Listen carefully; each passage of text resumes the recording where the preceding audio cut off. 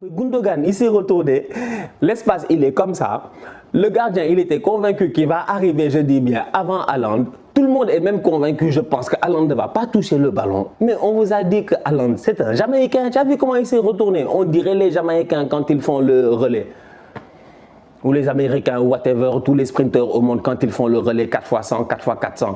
Haaland, il s'est retourné comme un gars comme ça, puis il a tendu le bras comme ça, il dit donne-moi le truc. Et il est parti, mais il est fou, lui. Salam, salam, outsider, le débrief commence maintenant. Manchester City de son côté a gagné 2-0 face à West Ham. Franchement, on va être très sérieux. La même ville, deux salles, deux ambiances. C'est la même ville, mais il y a deux clubs, deux ambiances. C'est pas les mêmes vibes. Les autres là-bas, ils galèrent, ils sont incapables de s'en sortir. City, ça va très bien. Ils sont à l'extérieur face à West Ham. West Ham qui est quand même une top écurie en première ligue. West Ham qui est européen. West Ham qui a fait une très belle saison la saison passée. Man City joue face à West Ham. Il les tape 2-0. Doublé de Haaland. Et là, c'est là où j'ai envie de parler aux gens. Parce que vous, franchement, on va être très sérieux. Vous pensez que les gars ne sont pas en ligne. Haaland, il a le même âge que vous. Haaland, moi, je suis son grand frère. J'imagine qu'il y en a ici, ils ont le même âge que Haaland. Haaland, il est comme vous sur les réseaux. Vous pensez que là, ces semaines passées, il n'a pas vu vos mimes là, il n'a pas vu vos montages là, où vous avez pris de Haaland en laisse avec un chien, Darwin Nunez qui le tient et tout ça. Vous pensez que Haaland, tout ça, ça l'a pas fâché. Mais c'est évident que les boys là, tout ça, ils voient. Ils sont là, ils traînent sur les Instagram, sur les Twitter, etc. Ils voient. Et Haaland, une semaine plus tard, il est venu vous rappeler que c'est pas un tocard. En fait, je vous ai dit, laissez Haaland tranquille, laissez Nunez tranquille, laissez ces deux enfants-là tranquilles parce que franchement, vous allez vous fatiguer. C'est deux top players. Et Haaland, aujourd'hui, il nous l'a montré dans un système de Pep Guardiola qui est toujours le même. Franchement, il n'y a pas besoin de beaucoup parler. Je pense que vous le connaissez. Si vous ne le connaissez pas jusqu'à présent, c'est peut-être parce que vous n'avez pas assez vu de matchs de Guardiola. C'est simple.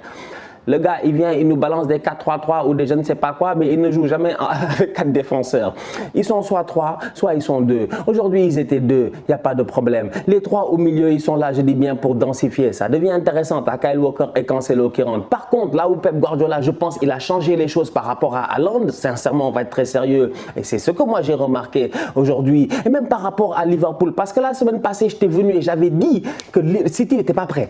J'ai dit la semaine passée, City n'est pas prêt, que la pré-saison de City n'était pas optimale, qu'il n'était pas encore prêt. Les gars n'avaient pas encore le rythme qu'il fallait. Vous avez beaucoup parlé. J'ai vu les commentaires.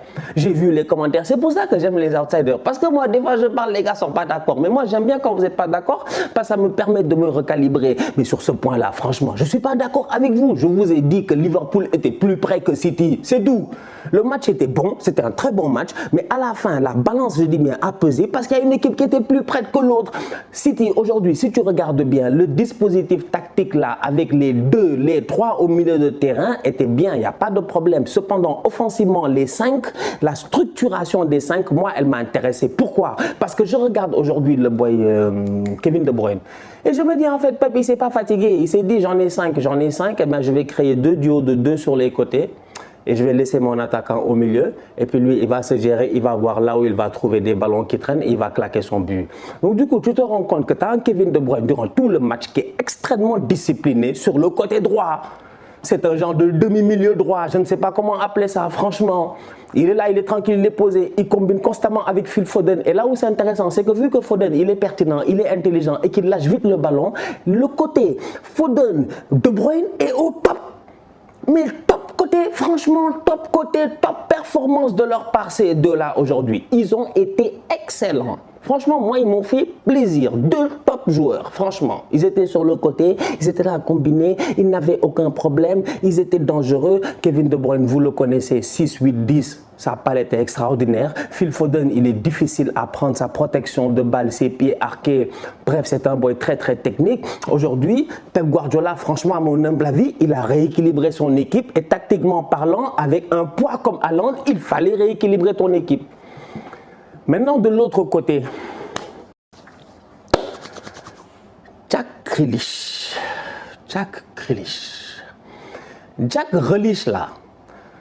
Il me fatigue, en fait, il me fatigue, franchement il me fatigue, Grealish me fatigue, je vous dis Grealish me fatigue, parce que Grealish j'ai l'impression, il est fort, pour moi il est très fort, c'est un excellent joueur de football, ça je n'en disconviens pas, je ne l'enlèverai pas, c'est un top player Jack Grealish, franchement le ballon c'est son ami, il maîtrise le bail, mais le problème il est simple, c'est que j'ai l'impression qu'il maîtrise tellement le bail, qu'il est tellement fort que dans sa tête en fait, il s'admire. En fait, Grealish, il joue, il s'admire. Je pense que Grealish, il se voit. Moi, Grealish, vous vérifiez, est-ce que lui, dans ses poches, il n'a pas un miroir? Je ne comprends pas. Mais Jack accélère le jeu. Jack dynamite le jeu.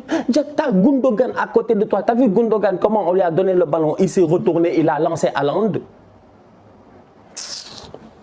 Mais ça, tu fais ça comment avec Jack Grealish? Tu donnes le ballon sur le côté. Il a contrôlé, il s'est arrêté sur la ligne. Après, il a regardé à gauche, à droite. Il a applaudi. Le gars est venu, il a mis les fesses. Le boy est venu, il a touché ses cheveux. Il a donné un ballon. Après, il a redemandé. Il est revenu. Tac, tu l'as touché. Il est tombé. Mais Jack, il nous fatigue.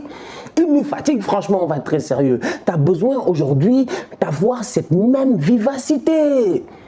Moi, je dis aujourd'hui sincèrement, tu fais le même match, tu prends Foden, tu le mets à la place de Grealish, tu mets Mahrez avec De Bruyne, mais tu peux tuer West Ham 4-0.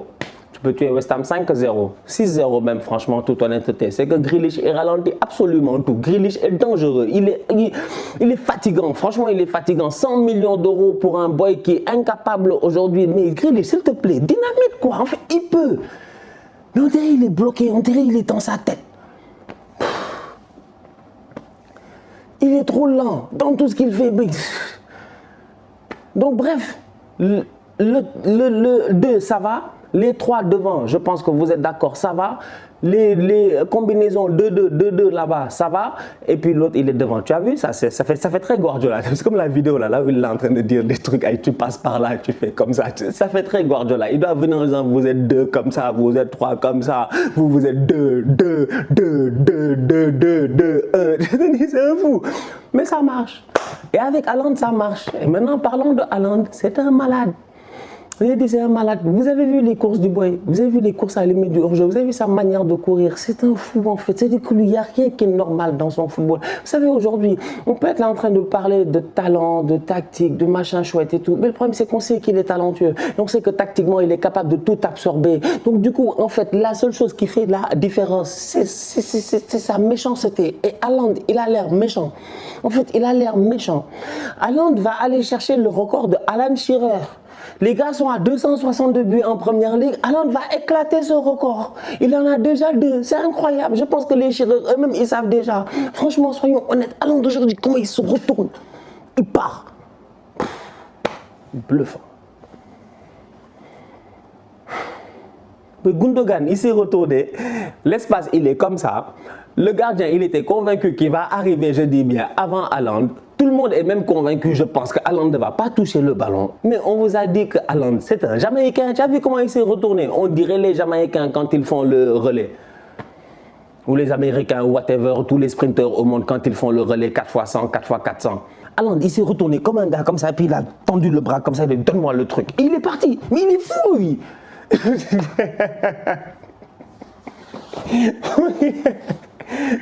Il est fou. Il est anormalement vif. J'ai jamais vu ça. Non, c'est un boy dangereux. Haaland, c'est un plaisir. Haaland, Darwin Nunez, je ne sais pas qui sera Pichichi à la fin de la saison. N'oublions pas Mohamed Salah, qui n'a pas que ça à faire et qui lui aussi va se battre. Franchement, cette saison, la première ligue, je le répète encore une fois, ça risque d'être la première ligue la plus disputée de ces dernières années.